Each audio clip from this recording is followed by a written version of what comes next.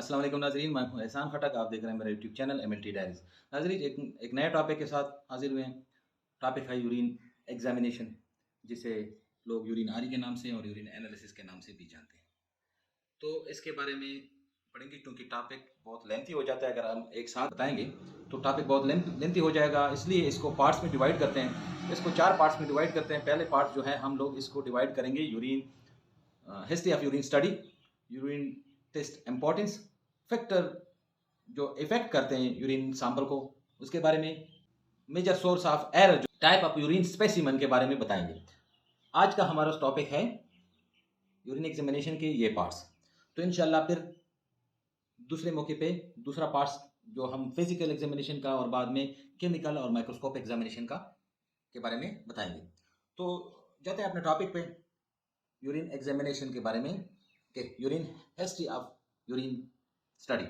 नाज़रीन, पुराने ज़माने में इंसान को पेशाब के बारे में बहुत तजस्सुस रहा है, यानी क्यूरियस रहा है यूरिन के बारे में। बेबीलोनियन और सुमेरियन जो होते थे, वो पेशाब का मुताला, उन लोगों ने पेशाब का मुताला किया, उसकी ज़ाहिरी शक्ल को मुख्तलिफ इंसानी ग़िज़ाओं से जोड़ने की कोशिश की। इब्तिदा में हिंदू अदब जो लिटरेचर है, उसने यूरिन को शहद का पेशाब कहा, क्योंकि चींटी जो थी वो पेशाब की तरह राग़िब हो जाती थी, इसलिए इसको वो लोगों ने यानी शहद का पेशाब कहा। फिर इसके बाद स्टडी होती है प्रैक्टिकली। 1827 में एक रिचर्ड ब्राइट नामी आदमी था, जिसने के हॉस्पिटल में यूरिन का बाकायदा तौर पर मुताला किया। उसके बाद में 1909 में स्टैनले बेनेकेट ने पेशाब में ग्लूकोज की मिकदार के लिए एक हल यानी सोल्यूशन बयान किया। 1941 में डॉक्टर वॉल्टन शुगर को कम करने के लिए पैमाइश करने के लिए क्लेनेस्ट बनाया। यह टेस्ट पूरी दुनिया में इस्तेमाल किया जाने लगा कि पेशाब की अहमियत क्या है, उसकी इंपॉर्टेंस क्या है। पेशाब की जांच पड़ताल सेहत की हालत के बारे में तेजी से और कीमती और काबिल एतमाद मालूमात फराहम करता है। पेशाब आम और पैथोजेनिक मैकेनिक्स के लिए एक कीमती इशारिया है। इशारिया मीन स्टेटिस्टिक है। ये मुख्तलिफ नामियाती और गैर नामियाती मादों की पेचीदा एक्वस सोल्यूशन है। ये मादा जिस्म के मेटाबॉलिज्म की पैदावार है और आमतौर पर गैर मामूली यानी पैदावार है, आम या गैर मामूली बराह रास्त खाने से हासिल करदा मसनूआत है, यानी इसकी प्रोडक्ट है। अब वो फैक्टर हैं जो इफेक्ट्स कर सकते हैं यूरिन के सैंपल को, यूरिन की स्पेसिमेन को। पेशाब की बहुत से अज्जा जो होते हैं वो अनस्टेबल होते हैं। अनस्टेबल क्यों होते हैं? पेशाब में एक बेहतरीन कल्चर मीडियम है, लिहाजा तमाम नमूनों की जांच 30 मिनट के लिए अंदर अंदर करनी चाहिए। सैंपल लेने के बाद नमूने को फ्रिज में रखा जाए।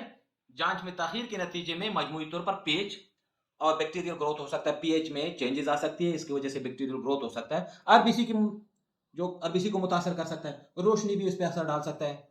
इम्यूनोजन जो है वो यूरोबाइलिन में चेंज होता है फोटो की वजह से, यानी ये रोशनी की वजह से।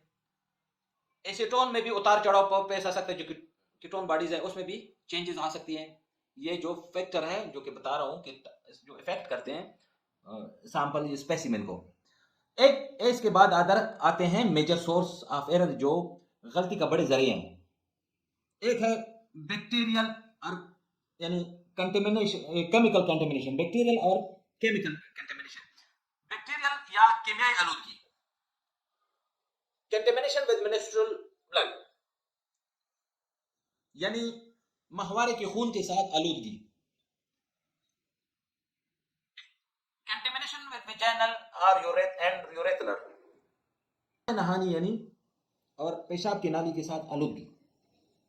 इनएडिक्वेट मिक्सिंग बिफोर एग्जामिनेशन, इम्तिहान से यानी एग्जामिनेशन से पहले नाकाफी मिकदार में मिक्स करना, कम मिकदार में मिक्स करना। रॉन्ग एडिक्वेट प्रिजर्वेटिव, गलत नाकाफी यानी प्रिजर्वेटिव। अब आते हैं types of specimen of urine. Urine की जो टाइप्स हैं स्पेसिमेन के, वो कितने हैं, किस किस्म के हैं। पहला जो है फर्स्ट मॉर्निंग स्पेसिमेन है, जो कि सारी रात यूरिन ब्लैडर में इंक्यूबेट होते हैं, फिर उसके बाद पहला पेशाब जो होता है वो बोतल में रखा जाता है आपको सुबह मॉर्निंग के वक्त। नमूनों में ये जो फर्स्ट मॉर्निंग सैंपल है, पेशाब के नमूनों की अकसाम का सबसे पहला नमूना है।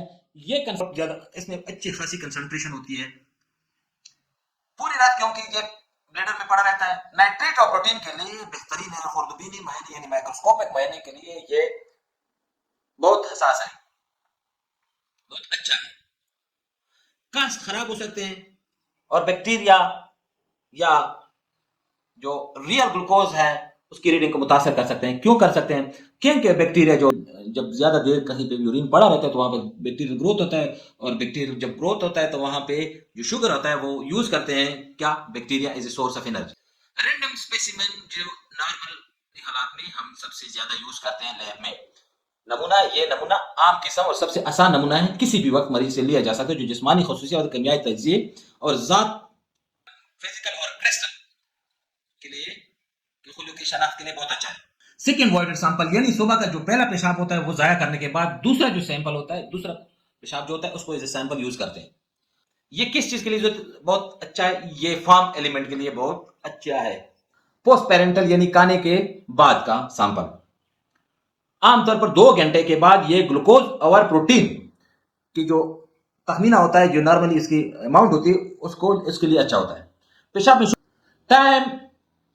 में टाइम स्पेसिमेन क्या है? ये एक वक्त का नमूना है, यानी इसे वक्त के लिए दिया जाता है या 24 घंटों के लिए ये सैंपल एक बोतल में रखा जाता है। डेली सुबह 8 बजे से फॉर एग्जांपल कल सुबह के लिए ये सैंपल एक बोतल जो बड़ा कंटेनर होता है उसमें रखा जाता है, उसमें पेशाब डाला जाता है, जितना पेशाब आता है उसमें रफ्तार रफ्तार डाला जाता है। एक सैंपल है टाइम यूरिन का 2 घंटे वाला, 2 घंटे का सैंपल भी रखा जाता है उसमें एक कंटेनर में। तो ये किस चीज के लिए बेहतरीन है? ये फंक्शन टेस्ट है, किसके लिए? डेप्रिवेशन टेस्ट के लिए। वो कौन सा बेहतरीन है? 2 घंटे वाला टेस्ट यूरोबायोलोनिजन के लिए बेहतरीन है। फोलिक कैथेटर, फोलिक कैथेटर उन लोगों से लिया जाता है जब मरीज एडमिट होता है और वो खुद से पेशाब नहीं कर सकता, तो उसके बाद कैथेटर डाला जाता है। तो लेकिन उसके लिए क्या करना पड़ता है? उसके लिए क्या करना पड़ता है? उसके एक हिस्से को अल्कोहल से यानी जरासीम से पाक करें और नालिया को बराह रास्त जरासीम से पाक करें। सुरंग यानी जो सुराख होता है उसे सुई से साफ करें। पेशाब की जगह पेशाब की जरासीम से पाक कंटेनर को एस्पिरेट करें। उसे कभी भी ड्रेनेज बैग से जमा नहीं करना चाहिए। इन तरीकेकार को एक ऐसा पेशाब के नमूने को सुपरफ्यूबिक एस्पिरेशन और फिर सिस्टोस्कोपी के जरिए भी जमा किया जा सकता है।